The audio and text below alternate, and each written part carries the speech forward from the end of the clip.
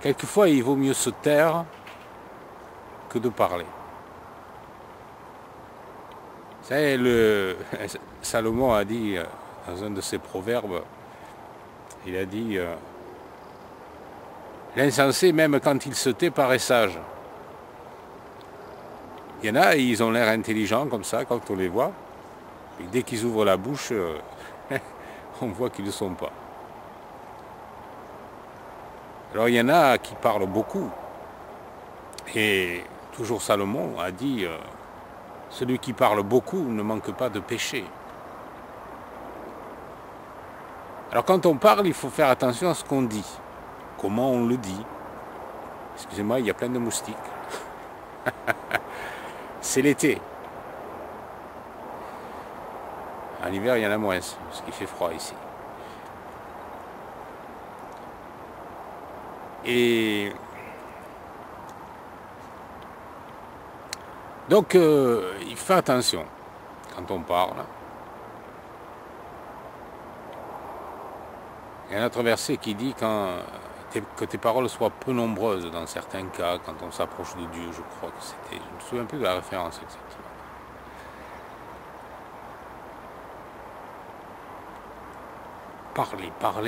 Parler, et souvent c'est parler pour rien dire. Alors vous allez souvent me voir faire ça avec tout. Je suis assailli par les moustiques. La semaine dernière, il n'y en avait pas autant. Ouais, ils se sont réveillés. Alors là, bon, ben, c'est ce que je fais en ce moment, quoi. Disons que c'est pas tout à fait pour rien dire quand même. C'est pour dire que, bon, il y a des gens qui parlent pour rien dire. Donc je dis quelque chose. Hein. Mais quelquefois, on n'a pas besoin de trop parler ou de parler du tout. Et il vaut mieux laisser parler le Seigneur aux gens. Parce que ce qui est bizarre, c'est que quelquefois on a des arguments, on se dit, bon, ils vont comprendre, c'est clair. Eh ben non. Vouloir expliquer les choses clairement, avec la parole de Dieu, et ils vous sortent des arguments tordus, on s'y attendait même pas, bon, j'aurais même pas pensé. Et non, ils ne comprennent pas. Ils comprennent pas. Ou alors ils ne veulent pas comprendre. Parce que c'est vrai qu'il y a des explications dans la Bible, quand elles ne correspondent pas à ce que les gens attendent, souvent ils les refusent pas parce que c'est pas logique, mais parce que ça implique un changement dans leur vie qui ne correspond pas à ce qu'ils veulent. Ce qu'ils ont appris, à ce à quoi ils sont habitués, à leurs traditions. Ça, les traditions, c'est difficile à changer. Ça ne se change pas comme ça en un jour, une tradition. La tradition, elle peut être stupide. Elle peut dire le contraire de ce que dit la Bible, mais c'est une tradition et ça a des racines qui fait des kilomètres. Pour l'arracher, vous pourrez vous accrocher. Il en faut des choses, il en faut du temps. Il faut que ce soit Dieu qui le fasse. Il y a des gens qui sont têtus, bornés. On ne peut pas les raisonner. Ils sont irraisonnables. Et vous savez, il y a un passage dans la Bible, dans les évangiles,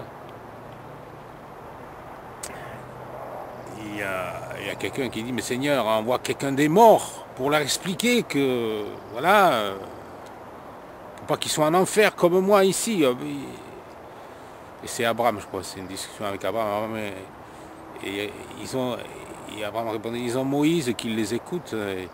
Et il lui dit, mais envoie quelqu'un des morts. Et Abraham répond, mais même si un mort ressuscité revenait, il ne croirait pas. Et ça, Dieu le sait. Quand on voit à quel point les Israélites se sont révoltés dans le désert, après que Dieu ait fait tant de miracles devant leurs yeux, parce que maintenant, bon, il y a des gens qui ont des doutes, mais ils ne voient pas tout ce que les Israélites ont vu à cette époque-là.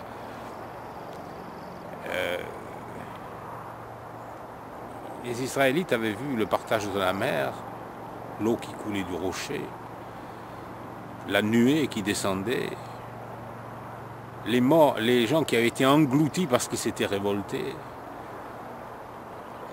les miracles des 10 plaies d'Égypte. Et puis après ça, bien, ils ont continué à certains moments à se révolter encore. Ils n'étaient pas contents, ils ne croyaient pas. Et on se demande qu'est-ce qu'il y a des fois dans le cœur de l'homme pour qu'il en arrive à ce point-là, à ne pas vouloir. Alors, on vit un peu à la même époque. C'est vrai qu'on ne voit pas tous les miracles qu'ils voyaient, mais on a quand même la même nature. On peut montrer des arguments massus, c'est clair comme de l'eau de roche. On leur prouve par A plus B que, vous voyez, vous êtes trompés, vous n'avez pas fait exprès, mais vous êtes trompés. Non, non. Non, non. Non, moi, on ne veut pas. C'est comme ça, la nature humaine. Têtue. Aujourd'hui, si vous entendez sa voix, dit la Bible, n'endurcissez pas votre cœur. Comme lors de la révolte. Souvenez-vous de ce qui leur est arrivé. Souvenez-vous. Il est tombé, je crois que c'était 23 000 en un seul jour. Ça, c'est Paul qui dit ça, hein. C'est Paul, parce qu'il veut dire, ouais, c'était dans l'Ancien Testament. Ouais. Non, c'est Paul qui le dit. Dans le Nouveau Testament, ce que vous appelez le Nouveau Testament. Ouais. Souvenez-vous de ce qui leur est arrivé. Ils sont morts parce qu'ils se sont révoltés. Oh, Dieu est patient. Il attend. Il attend. Et il attend. Dieu ne châtie pas de suite. Dieu ne punit pas de suite. Il attend. Ne voulant pas qu'aucun périsse. Et qu'il parvienne à la repentance. À la connaissance du Seigneur Yeshua, Jésus-Christ, le Fils de Dieu qui est mort sur la croix pour nos péchés.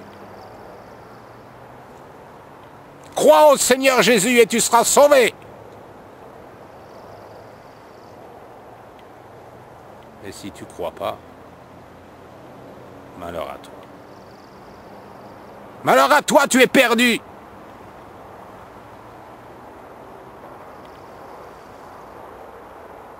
Tu souffriras pendant l'éternité, loin de Dieu.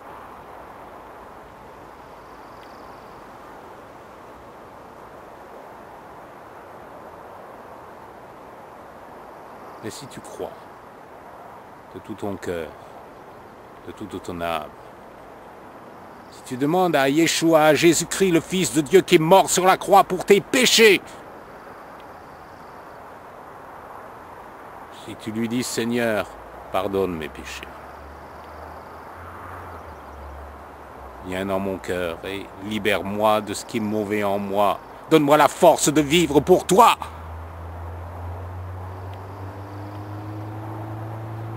Si vous le faites de tout votre cœur, alors le Saint-Esprit viendra en vous. Et il fera de vous un enfant de Dieu. Vous passerez de la mort à la vie, des ténèbres à la lumière. Et le Saint-Esprit de Dieu vous rendra capable de suivre les commandements de Dieu. L'apôtre Paul a dit, je puis tout par celui qui me fortifie.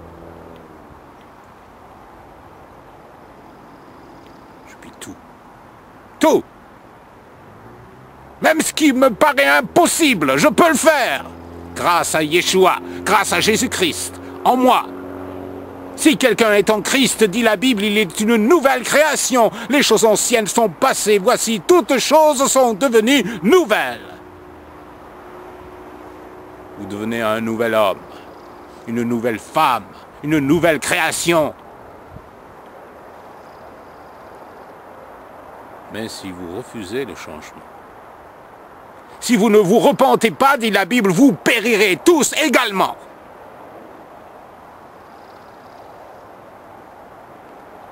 Dieu est saint.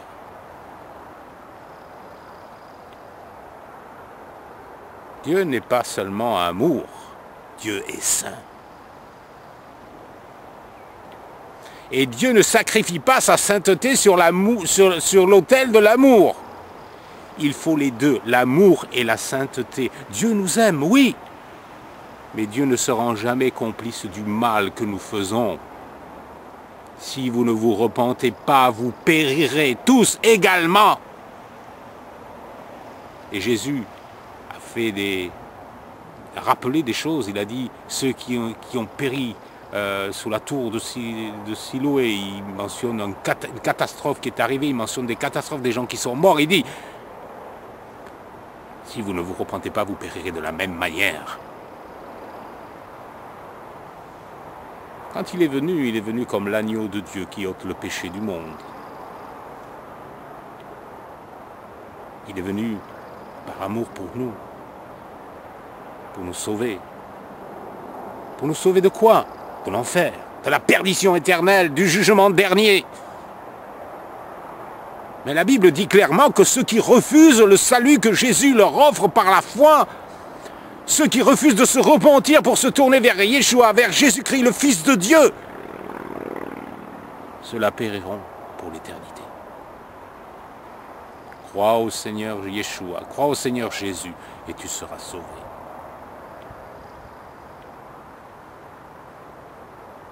Toi et ta famille, avait dit Paul au geôlier. Bien sûr, il faut que la famille se convertisse aussi, évidemment. Sous-entendu.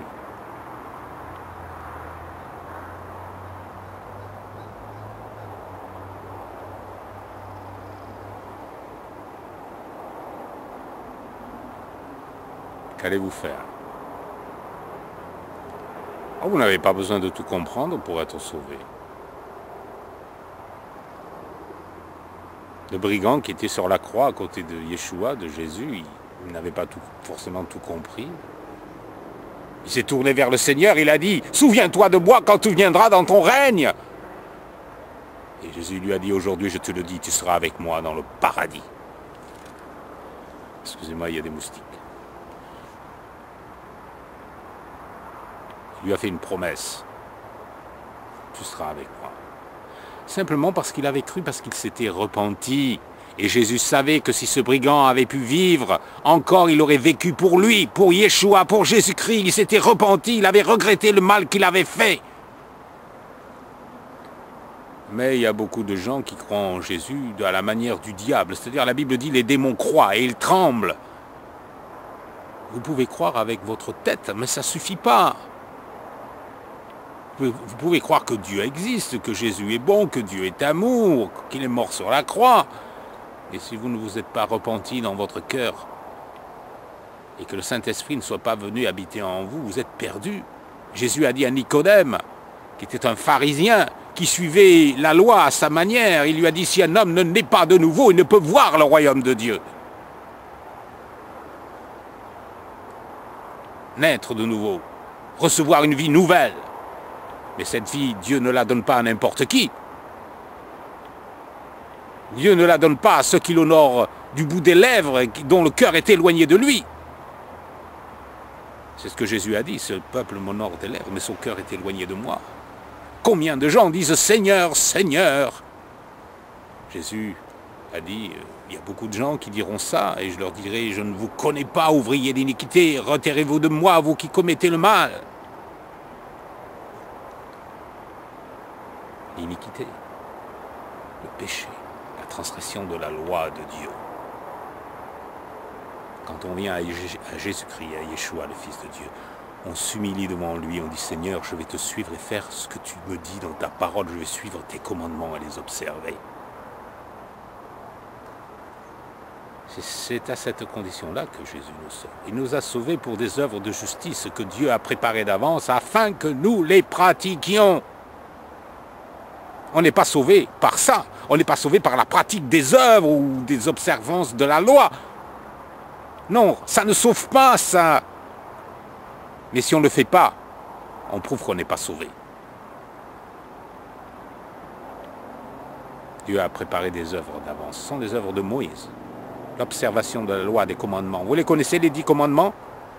Honore ton père et ta mère. Tu ne commettras pas d'homicide, tu aimeras le Seigneur ton Dieu, tu aimeras ton prochain comme toi-même. Est-ce que ces choses-là ont été abolies? Est-ce que Jésus a dit qu'il ne fallait plus le faire parce qu'il est venu? Il a dit, il ne disparaîtra pas de la loi un seul iota, un seul trait de lettre, jusqu'à ce que tout soit arrivé. Et celui qui enseignera à les observer sera appelé grand dans le royaume des cieux. Mais celui qui enseignera à ne pas les observer, qui supprimera un de ses plus petits commandements, sera appelé un fils futile du royaume.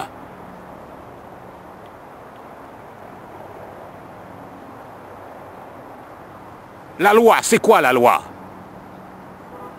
Il y a qui disent, oui, les 10 commandements, il faut les observer, parce que l'apôtre Paul et les apôtres et les autres apôtres les rappellent les 10 commandements dans la deuxième alliance. Ils y sont tous. Si vous cherchez, vous les trouverez. Honore ton père et ta mère, c'est le premier commandement avec une promesse, dit l'apôtre Paul. Puis il y en a qui vous disent, oui, ah, les 10 commandements, oui, mais pas le Shabbat. Ils sont allergiques au Shabbat. Non. Les disciples, ils se réunissaient le premier jour de la semaine. Alors là, ils prennent un verset dans les Actes pour rompre le pain. Alors, ils en ont déduit que rompre le pain, ça voulait dire prendre la Pâque, la Sainte Seine. D'où ça vient la Sainte Seine, tout ça? Je vous signale quand même que les Juifs, les premiers convertis, les premiers chrétiens, prenaient la Pâque une fois par an, pas toutes les semaines. Et quand ils se réunissaient le premier jour de la semaine pour rompre le pain, ça ne veut pas dire prendre la Pâque, ça veut dire prendre un repas en commun. Parce que le Shabbat, il existait toujours. Hein, quand les apôtres se sont réunis, là, et qu'ils ont dit, bon, on a jugé bon de ne pas leur imposer autre chose que les viandes sacrifiées de s'abstenir des animaux étouffés et du sang, enfin des choses comme ça. Je n'ai pas le verset en entier à l'esprit pour le moment. Parce que tous les Shabbats, Moïse leur est prêché. Donc on n'a pas besoin d'en rajouter davantage, ils vont l'entendre tous les Shabbats. Ils n'ont pas dit tous les dimanches, ils ont dit tous les Shabbats. Et ils parlaient pour les vrais croyants qui s'étaient convertis. Tous les Shabbats. Alors, un jour, il y a quelqu'un qui m'a dit, ouais, mais dans Hébreu, ils disent que le repos, c'est en Christ. Attendez, dans ce passage, l'auteur de l'épître fait une comparaison. Comparaison. N'est-ce pas? Une comparaison, ce n'est pas une abolition. Si je dis par exemple, Jésus est le soleil de mon âme, est-ce que le soleil disparaît pour autant? Quand je dis, mon repos est en Christ, le Shabbat est en Christ aussi, est-ce que ça annule le Shabbat? Non, on fait une comparaison. On compare le Shabbat au repos en Christ, ça annule pas l'objet de la comparaison. C'est une comparaison, pas une abolition. Qui c'est qui a aboli le Shabbat? Pas les chrétiens, l'Église catholique romaine. Eh oui. Cherchez bien sur Internet. Alors maintenant, on a Internet, c'est bien. Il y en a des choses sur Internet. Avant, on ne savait pas, maintenant, on peut savoir. Oui. Ça a été aboli par l'Église catholique qui a décidé que le Shabbat, il ne fallait plus le faire. Et je vous signale quand même que les églises évangéliques, qui se disent « nous sommes comme les premiers chrétiens », sont issues de l'Église catholique. C'est-à-dire qu'il y a eu la réforme, Luther, qui a réformé certaines choses, mais pas tout. Il a gardé pas mal de choses de l'Église catholique, comme le baptême des enfants, tout ça, et puis d'autres choses aussi. Et puis de la réforme sont venues les églises évangéliques. Mais il y avait des baptistes qui gardaient le Shabbat. Eh oui. Shabbat. Ah, j'ai oublié le T. Ils gardaient le Shabbat. Et pourquoi l'ont-ils abandonné? Pourquoi? Soi-disant que les premiers chrétiens se réunissaient, je répète, le premier jour de la semaine pour rompre le pain. Mais rompre le pain, cette expression est employée dans plein d'autres endroits. Par exemple, quand Paul traverse, qu'il est prisonnier, qu'il est amené là sur le bateau, cherchez dans le livre des Actes, vous trouverez. Il a rompu le pain. Mais il ne prenait pas le repas de la Pâque. Hein.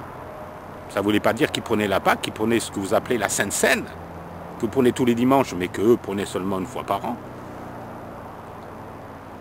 Quand Jésus a dit faites ceci à toutes les fois que vous en prendrez, il n'a pas dit toutes les semaines. Hein. Il a dit toutes les fois que vous en prendrez, c'est-à-dire le jour de Pâques. Il y en a des choses qui ont été changées au cours des siècles, qu'on a adaptées, qui sont devenues des traditions. Et comme j'ai dit tout à l'heure, la tradition, ça a des racines qui font des kilomètres. Pour les arracher, c'est dur. On est dans un monde comme ça, on nous enseigne comme ça. On est tout petit, on nous dit c'est comme ça, on va à l'église, c'est comme ça. On n'entend que ça. Alors après, quand moi j'arrive derrière, je vous dis c'est pas ça, je vous dis bah, c'est un menteur. Oui, mais notre croyance, elle repose sur quoi? Sur la tradition des hommes ou sur la parole de Dieu?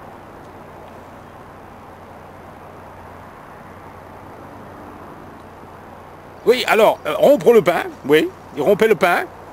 Jésus aussi, à un moment donné, quand il y avait son sermon sur la montagne, là, il a rompu le pain. C'était pas la Pâque. Rompre le pain ne veut pas dire prendre la Sainte Seine ou le repas de la Pâque. Ça ne veut pas dire ça. Ils ne se réunissaient pas le jour de la semaine pour prendre la Sainte Seine, pour faire le culte à Dieu. Ils mangeaient ensemble. Souvenez-vous que dans le livre des Actes, ils avaient tout mis en commun. Tous leurs biens en commun. Ils avaient fait des communautés et ils se réunissaient pour manger ensemble. Mais le jour du Shabbat, c'était le jour d'adoration de Dieu. Je le répète. Ils l'ont précisé parce que tous les samedis, tous les Shabbats, Moïse leur est prêché. Ils peuvent l'entendre le jour du Shabbat. Il n'y a pas marqué dimanche. Réveillez-vous. Changez de lunettes. Parce que c'est pas écrit. C'est dit par la tradition. Alors les catholiques, ils ont aboli le Shabbat. Et les évangéliques, ils ont récupéré le dimanche. C'est devenu sacré, le dimanche. Sacré. On adore le dimanche. Vous savez comment on dit dimanche en anglais? On dit Sunday. Vous savez ce que ça veut dire Sunday? Jour du soleil. Et vous savez d'où ça vient? Le dimanche, c'est le jour d'adoration d'un dieu païen. On adore Dieu le jour d'adoration d'un dieu païen. Vous croyez que ça lui plaît? Dieu, lui, il dit adorez-moi le samedi. Nous, on dit non, il y a un dieu païen qui préfère que ce soit le dimanche. Vous croyez que ça lui plaît à Dieu? Qu'on change les lois et qu'on fasse les nôtres au lieu des siennes? Parce qu'il y a aussi les fêtes. La fête des mères, la fête des pères, les anniversaires, Noël. Il y en a des choses à dire. Hein. Parce que Noël, par exemple, moi c'est vrai, j'ai fêté Noël pendant des années et je le faisais de bon cœur. J'adorais Dieu, j'adorais le Seigneur le jour de Noël. Mais Dieu n'a jamais institué la fête de Noël. Vous direz, ouais, ça n'existait pas dans l'Ancien Testament, ouais, je sais. Mais même dans le Nouveau, il ne le faisait pas. Les disciples n'ont jamais fêté la naissance du Seigneur, jamais. Jamais. Non, ils fêtaient les fêtes que Dieu avait instituées. Ils ne fêtaient pas la fête des pères, la fête des mères, la fête de ceci, la fête de cela, parce qu'on en rajoute des fêtes, ça fait du commerce, ça fait travailler les gens et on vend des produits. Eh oui, c'est fait pour ça, les fêtes, pour faire du commerce. La fête des papas, papa, j'ai ton enfant rasoir. Ouais. De la chef. Ou n'importe quoi d'autre. Ouais, on vit dans Babylone. Mais vous voyez pas? Vous êtes aveugle. Comme moi j'étais, aveugle. Aveugle. On voyait pas, réveillez-vous. Vous êtes à Babylone. Et Satan, le diable, qu'est-ce qu'il a fait? Il a habillé ses faux dieux avec les habits du christianisme. Le jour d'adoration du dieu soleil, il a changé en le jour d'adoration de Yeshua. Satan se déguise en ange de lumière. Et vous savez, la fête des mères aussi, la fête des pères, tout ça c'est lié avec des dieux païens. Mais ça a changé. Alors, les chrétiens disent, mais moi je ne le fais pas en adorant un dieu païen. Non, non, j'adore le vrai Dieu avec ça. Vous êtes-vous demandé si ça plaisait à Dieu de laisser tomber toutes les fêtes qu'il avait instituées pour les remplacer par des fêtes où derrière un drap où on a dessiné du christianisme, il y a un Dieu païen. Cherchez sur Internet l'origine de Noël. Vous allez voir, vous allez être étonné. Je ne pense pas que Dieu aime ça. Évidemment, c'est pas faute de la plupart des gens qui font ça honnêtement, sincèrement et avec bonne foi, bon cœur. Ils veulent honorer Dieu en fêtant Noël. Et sans le savoir, ils le déshonorent. Je sais que pour la plupart c'est sincère. Ils ne le font pas à mal. Ils font pour Dieu. Et s'il faut, même en disant ça, je ne vais pas vous convaincre de changer, mais c'est Dieu qui peut vous convaincre. Mais regardez en général dans le monde, Noël c'est quoi? La plupart des gens ne croient pas en Dieu. C'est un prétexte pour faire la fête. C'est le Dieu païen qui est derrière. Bien sûr, on y a greffé le Père Noël, c'est pas moi. Hein. Je dis tout de suite. Je suis pas le Père Noël, non. Je ne vous porterai pas de cadeaux, c'est promis. Non, non, non. J'y ressemble, oui, c'est vrai. Je pourrais jouer dans un film le rôle du Père Noël. J'ai plus qu'à mettre un bonnet rouge, un habit avec des bords blancs et on me prend pour le Père Noël, c'est sûr. Une fois pour rigoler, j'ai dit à quelqu'un, je suis le Père Noël de Trouan, en anglais. J'ai dit, le seul vrai, c'est moi. Ah, mais ça fait rire les gens, mais bon. Sauf quand c'est les enfants, je leur dis pas. Ça peut y croire. Et oui, Père Noël, les gens y croient plus qu'à Dieu. Tout est fait pour détourner les regards du vrai Dieu. Vous avez transformé mon temple en une caverne de voleurs, avait dit Jésus quand il est rentré dans le temple et qu'il y avait les vendeurs de pigeons. Il les a chassés avec un fouet. C'est exactement ce qu'on devrait faire. Prendre un fouet. Et chasser tout ce qui ne va pas dans notre vie. Et revenir à la Torah, à la parole de Dieu. Au mythe, vous allez offrir des sacrifices aussi. Il n'y a plus de temple, bien sûr.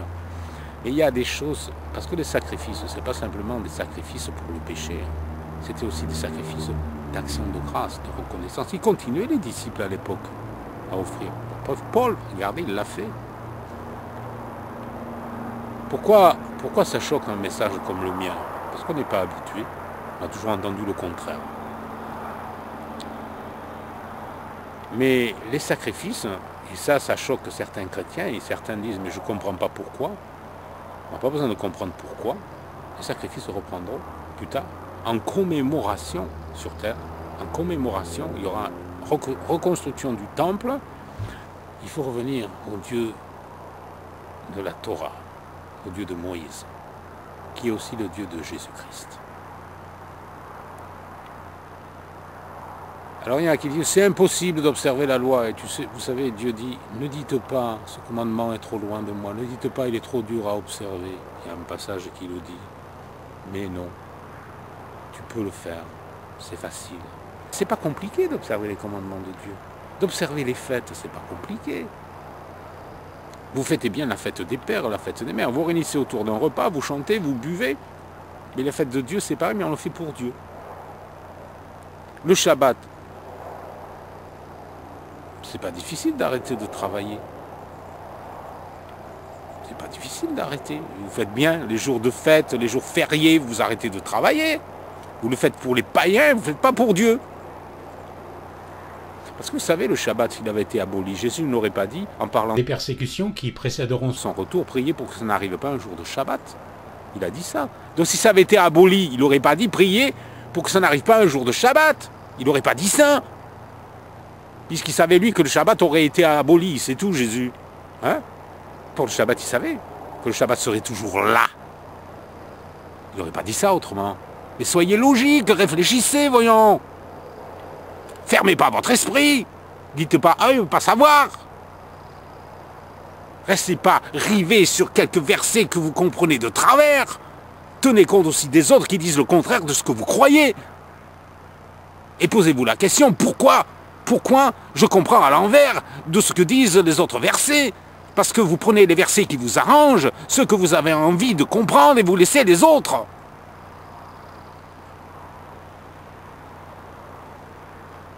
Réveillez-vous. Réveillez-vous avant qu'il soit trop tard.